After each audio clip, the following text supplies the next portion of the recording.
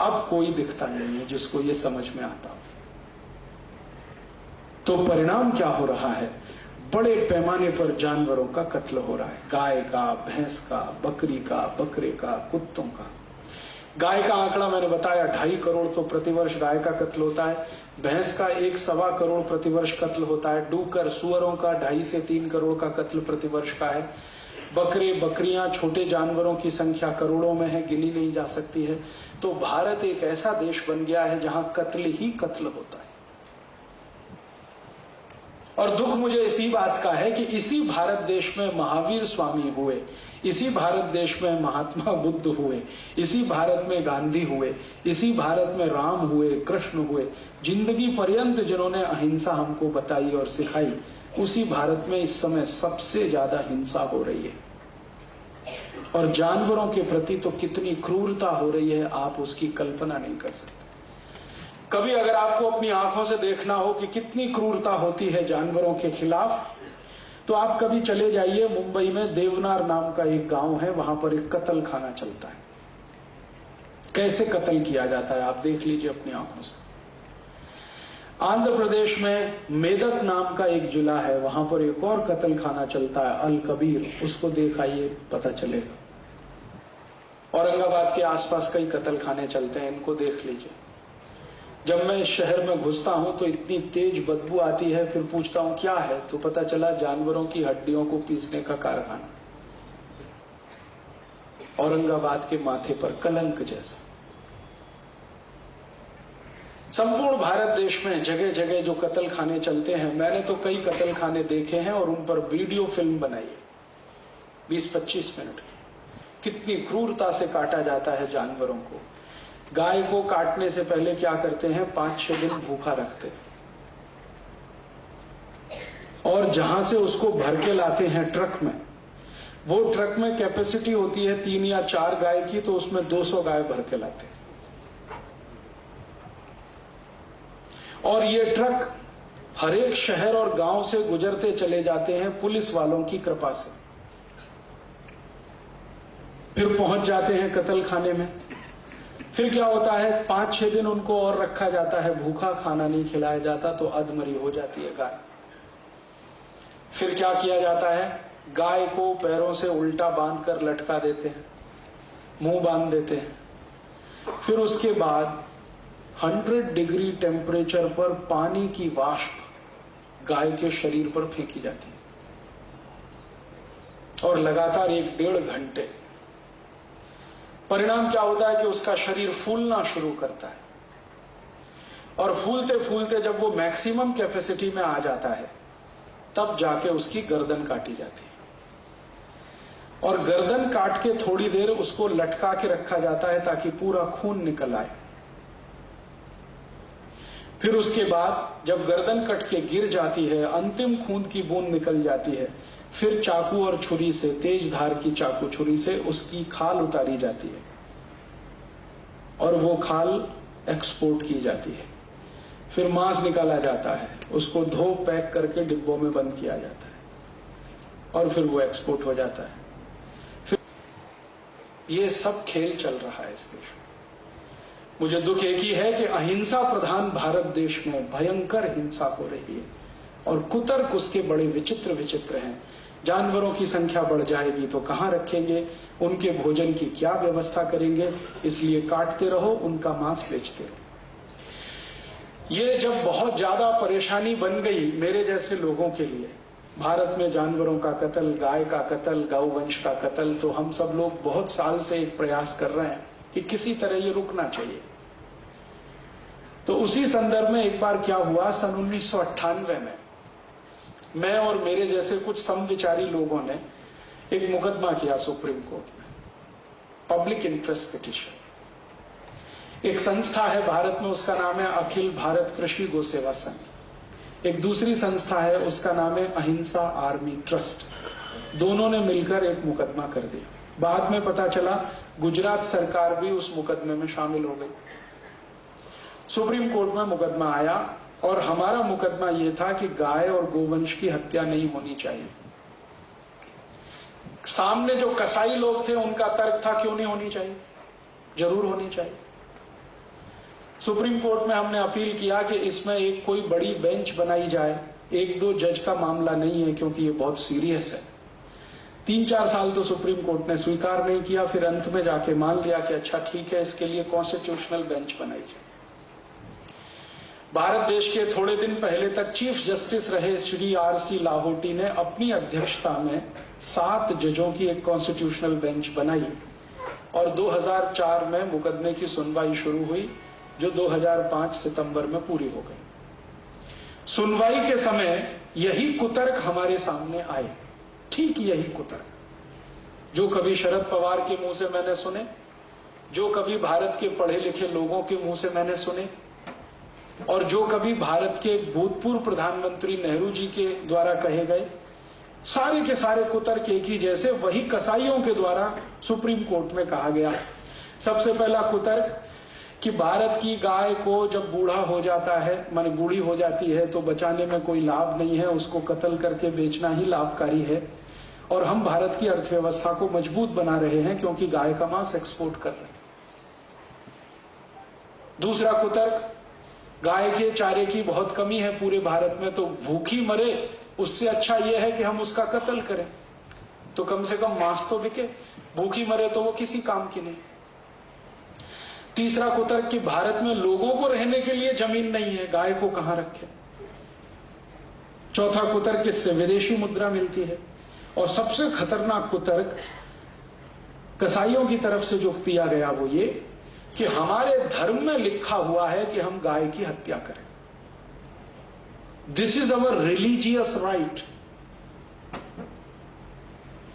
कसाई लोग कौन है आप जानते हैं कि कुरैशी समाज है इस देश में जो सबसे ज्यादा जानवरों का कत्ल करता है। उनकी तरफ से ये कुतर्क सुप्रीम कोर्ट में आए। हमने उनके एक एक कुतर्क का तर्कपूर्वक जवाब दिया, बिना गुस्सा हुए, बिना अपना पेशेंस खोए हुए। उनका पहला कुतर्क आया कि गाय का मांस बेचते हैं तो आमदनी होती है देश को। तो हमने सुप्रीम कोर्ट के सामने पूरे फैक्ट्स एंड फिगर रखे, वो ये कि एक गाय को जब काट देते हैं, कत्ल कर देते हैं, तो उसके शरीर से कितना मांस निकलता है, कितना खून निकलता है, कितनी हड्डियां निकलती हैं। एक गाय का साधारण जो वजन होता है वो 3 से 3.5 कुंटल होता है, स्वस्थ गाय का। इसको हम काटें तो उसके शरीर में से मात्र 70 किलो मांस निकलता है। 1 किलो गाय का मांस जो भारत से एक्सपोर्ट होता है उसकी कीमत है लगभग 50 रुपए। तो 70 किलो मांस निकला, 50 रुपए किलो से जोड़ो, 3500 रुपए का। खून जो निकलता है वो 25 लीटर होता है। खून के भाव से वो लगभग 1,500-2,000 रुपए का। हड्डियां निकलती हैं वो भी 30-35 किलो। उनका हिसाब जोड़ा तो लगभग 1,000-1,200 रुपए का वो। तो कुल मिलाकर एक गाय को कत्ल करें और हम उसको एक्सपोर्ट कर दें पूरा का पूरा कत्ल करके, खून को भी, मांस को भी, हड्डियों को भी, तो सरकार को या कत्ल करके बेचने वाले को किसी भी स्थिति में 7,000 रुपए से ज्यादा नहीं मिलता। फिर हमने कोर्ट के सामने दूसरी बात कही कि यही गाय को अगर कत्ल नहीं किया जाए तो क्या मिलता है। हमने कत्ल किया तो 7,000 मिलेगा, और अगर हम कत्ल ना करें, इसको जिंदा रखें, तो कितना मिलेगा। तो उसका कैलकुलेशन है, एक गाय दिन में लगभग 10 किलो शेण देती है, गोबर, अगर स्वस्थ है तो। और एक गाय दिन में 2.5 से 3 लीटर मूत्र देती है, अगर स्वस्थ है तो। गाय के 1 किलो शेण से 33 किलो खाद बनती है, फर्टिलाइजर, जिसको ऑर्गेनिक फर्टिलाइजर कहते हैं। 33 किलो 1 किलो शेण से। न्यायाधीश ने पूछा, हाउ इज इट पॉसिबल। तो हमने कहा, आप हमको समय दीजिए और स्पेस दीजिए, हम आपको यही सिद्ध करके बताते हैं। उनका यस, ठीक है। तो हमने उनको पूरा करके दिखाया, और सिर्फ करके ही नहीं दिखाया, उनको हमने कहा कि अगर आपको परमिशन हो, प्रोटोकॉल के खिलाफ ये ना जाता हो, तो आप चलिए हमारे साथ, हम आपको दिखाते कहां कहां किन किन खेतों में हम 1 किलो गाय के शेण से 33 किलो खत बना रहे हैं। मेरे अपने गांव में मैं बनाता हूं, मेरे आई बाबा दोनों शेतकरी हैं, खेती करते हैं। मेरे घर में 15 साल से गाय के शेन से ही खेती करता हूं। 1 किलो शेन है तो 33 किलो खत बनता है बड़े आराम से। और 1 किलो खत का अंतर्राष्ट्रीय बाजार में जो भाव है वो 6 रुपए है। तो 33 किलो का लगभग 1800 रुपए। 1800 रुपए एक दिन में गाय के शेन से मिलता है, एक दिन में। और गाय का शेन में कोई संडे नहीं होता, वीकली ऑफ नहीं होता, हर दिन मिलता है। तो साल में कितना? 1800 में 365 का गुणा कर लो। ये तो हुआ शेन 1 साल का। और एक गाय की सामान्य उम्र 20 साल है और वो जीवन के अंतिम दिन तक शेन देती है। तो 1800 गुणा 365 गुणा 20, और ये कैलकुलेशन लगभग लाख रुपए के ऊपर गया, 2 लाख के आसपास आता है। तो मैंने कहा इतना तो मिला, सॉरी 40 लाख के आसपास आता है, 2 लाख गलत बोला। तो 40 लाख रुपए तो मिल जाएगा शेन से। अब आया मूत्र, रोज का 2-2.25 लीटर, और उस मूत्र से 48 औषधियां बनती है। डायबिटीज की औषधि बनती है, arthritis, bronchitis, bronchial pneumonia, tuberculosis, osteomyelitis, osteoporosis, ऐसे 48 रोगों की औषधियां गाय मूत्र से बनती हैं। और गाय के 1 लीटर मूत्र का बाजार में दवा के रूप में कीमत लगभग 500 रुपए इस समय भारत के बाजार। अंतर्राष्ट्रीय बाजार में तो उससे भी ज्यादा। आपको मालूम है अमेरिका में गोमूत्र पेटेंट है और अमेरिकन गवर्नमेंट भारत की गाय का मूत्र इंपोर्ट करती है हर साल। कैंसर की मेडिसिन बनाते हैं उससे, डायबिटीज की मेडिसिन बनाते हैं। और अमेरिका में गोमूत्र पर 1-2 नहीं 3 पेटेंट है। तो अगर अमेरिकन मार्केट का अगर कैलकुलेशन करें तो 1 लीटर गाय का मूत्र 1200-1300 रुपए के आसपास बैठता है। तो रोज का 3000 रुपए का मूत्र, और 1 साल का 3000 गुणा 365, और 20 साल का 3365 गुणा 20, इतना तो गाय का मूत्र और गोबर हो गया। फिर इसी गाय के शेन से, गोबर में से एक गैस निकलती है जिसको मीथेन कहते हैं। और मीथेन वही गैस है जिससे आप अपने रसोई घर का भोजन बना सकते हैं और जरूरत पड़े तो अपनी गाड़ी चला सकते हैं, 4 पहिए की। जैसे एलपीजी गैस से गाड़ी चलती है ना, वैसे मीथेन गैस से भी गाड़ी चलती है। तो न्यायाधीश को विश्वास नहीं हुआ, तो हमने कहा आप अगर परमिशन दो तो आपकी कार में हम मीथेन गैस का सिलेंडर लगवा देते, आप चला के देखो। उन्होंने कहा यस, हमने लगवाया।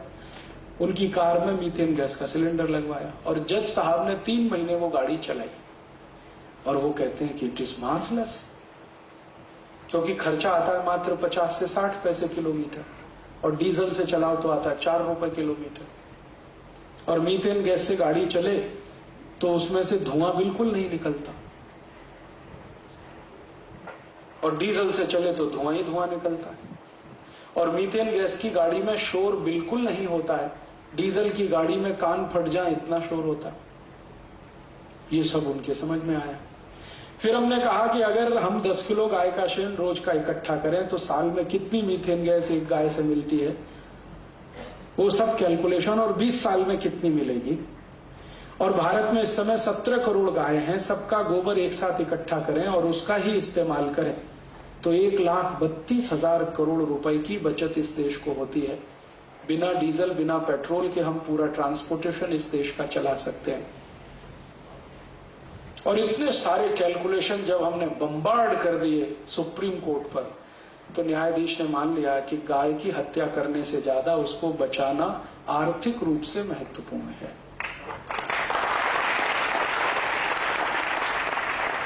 जब कोर्ट की ओपिनियन आई तो ये कसाई लोग भड़क गए, उनको लगा कि अब केस उनके हाथ से गया, क्योंकि उन्होंने हिसाब जोड़ के दिया था कि हम कत्ल करते हैं तो एक गाय से 7,000 की इनकम, यहां हमने सिद्ध कर दिया कि उसको जिंदा रख लो तो लाखों रुपए की इनकम। फिर उन्होंने एक ट्रम्प कार्ड चला कसाई में, उन्होंने कहा कि ये हमारा धार्मिक अधिकार है कि हम गाय का कत्ल करें। This is our religious right. हमने कोर्ट को कहा कि अगर इनका ये धार्मिक अधिकार है तो जरा इतिहास में पता करो कि जितने भी मुस्लिम राजा हुए किस किसने अपने इस धार्मिक अधिकार का उपयोग किया। तो कोर्ट ने कहा ठीक है, एक कमीशन बनाओ, हिस्टोरियंस को बुलाओ और जितने मुस्लिम राजा भारत में हुए सबकी हिस्ट्री निकालो, डॉक्यूमेंट्स निकालो और किस किस मुस्लिम राजा ने धार्मिक अधिकार का उपयोग किया गाय के कत्ल के रूप में। पुराने डॉक्यूमेंट्स जब निकाले गए तो पता चला कि भारत में जितने भी मुस्लिम राजा हुए उनमें से एक ने भी गाय का कत्ल किया नहीं। उल्टे कई मुस्लिम राजाओं ने गाय का कत्ल रोकने के लिए कानून बनाए। उनमें से एक नाम बता देता हूं, बाबर। बाबर ने अपनी पुस्तक जिसका नाम है बाबरनामा, उसमें लिखवाया है कि मेरे मरने के बाद भी गाय का कत्ल का कानून जारी रहना चाहिए, माने गाय का कत्ल नहीं होना चाहिए। तो बाबर ने तो ये कानून बनाया, हुमायूं ने भी उसी कानून का पालन किया क्योंकि बाबर उसका बाप था। और हुमायूं के बाद जितने मुगल बादशाह थे सबने इसका पालन किया, इंक्लूडिंग औरंगजेब। फिर दक्षिण भारत में एक बड़ा मुस्लिम राजा था, उसका नाम था हैदर अली, टीपू सुल्तान का बाप। उसने एक कानून बनाया था कि अगर कोई गाय की हत्या करेगा तो हैदर अली उसके दोनों हाथ काट देगा, शिक्षा के रूप में, दंड के रूप में। जम्मू कश्मीर में जितने मुस्लिम राजा हुए सबने कानून बनाए, गाय की हत्या कोई करेगा तो उसको मृत्यु दंड।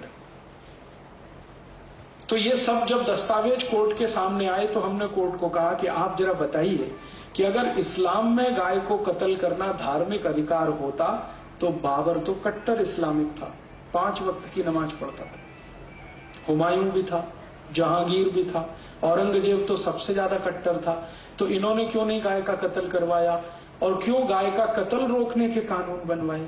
क्यों हैदर अली ने कानून बनाया कि गाय का कत्ल करेगा तो हाथ काट देंगे उसका? क्यों टीपू सुल्तान ने उस कानून का पालन किया?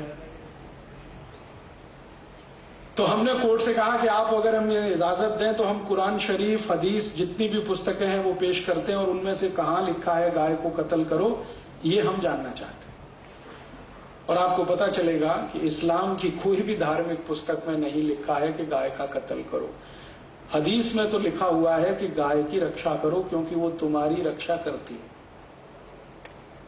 पैगंबर मोहम्मद साहब का स्टेटमेंट है कि गाय अबोल जानवर है इसलिए उस पर दया करो। एक जगह तो ये लिखा है कि गाय का कत्ल करोगे तो 2 जख में भी जमीन नहीं मिलेगी, माने जहन्नुम में भी जमीन नहीं मिलेगी। तो फिर हमने कहा कि अगर मोहम्मद साहब ये कहते हैं, कुरान ये कहती है, हदीस ये कहती है, तो फिर ये गाय का कत्ल करना धार्मिक अधिकार कभी से हुआ भारत में? इनको पूछो जरा कसाईयों। तो वो बौखला गए। हमने कहा अगर मक्का मदीना में कोई किताब हो तो ले आओ, उसमें भी देख लेते हैं। कोर्ट ने उनको 1 महीने की परमिशन दिया कि आप 1 महीने में ऐसा कोई दस्तावेज ला के दे दो जिससे ये पता चलता हो कि गाय का कत्ल करना इस्लाम का मूल अधिकार है। मान लेंगे। 1 महीने तक भी कोई दस्तावेज नहीं मिला तो कोर्ट ने कहा कि अब हम ज्यादा समय नहीं दे सकते। और पिछले साल 26 सितंबर सन 2005 को सुप्रीम कोर्ट ने जजमेंट सुना दिया। वो जजमेंट की कॉपी मेरे पास है, अगर आप में से किसी को इंटरेस्ट हो तो इसकी फोटोकॉपी ले सकते हैं। और अगर आपके पास इंटरनेट की फैसिलिटी हो तो www.supremecourtcaselaw.com ये वेबसाइट एड्रेस है सुप्रीम कोर्ट का, उस पर से इसको डाउनलोड कर सकते हैं। ये 66 पन्ने का जजमेंट है और भारत के सुप्रीम कोर्ट के इतिहास का सबसे ऐतिहासिक जजमेंट है। जजमेंट ये है कि गाय का कत्ल नहीं होना चाहिए। और दूसरा जजमेंट का पार्ट है कि भारत की सभी राज्यों की सरकार को इसकी जिम्मेदारी लेनी है कि उनके राज्य में गाय का कत्ल नहीं हो। और जजमेंट का तीसरा पार्ट है कि भारत का हर नागरिक जिसको संविधान से अधिकार है नागरिकता का, अब उसकी जवाबदारी है कि वो गोरक्षा करे। और आपको सुनकर आश्चर्य होगा कि ये पहला जजमेंट है सुप्रीम कोर्ट का जिसमें कोर्ट ने कहा है कि भारत के नागरिक को गाय बचाने की जिम्मेदारी लेनी है। सरकार को तो लेनी है, नागरिकों को भी लेनी है। माने आप सब इससे बंधे हुए हैं। और उस मंगल पांडे ने इतिहास बना दिया। वो फांसी पर चढ़ गया, लेकिन अपने मुंह से गाय की चर्बी के कारतूस उसने नहीं खोले। और जिस अंग्रेज अधिकारी ने उसको मजबूर किया, उसको गोली मार दी उसने, मंगल पांडे। तो हमने कहा था ये बात कि भारत की आजादी का इतिहास शुरू होता है गाय की रक्षा से। इसलिए गाय की रक्षा उतनी ही महत्वपूर्ण है जितनी हमारी आजादी। और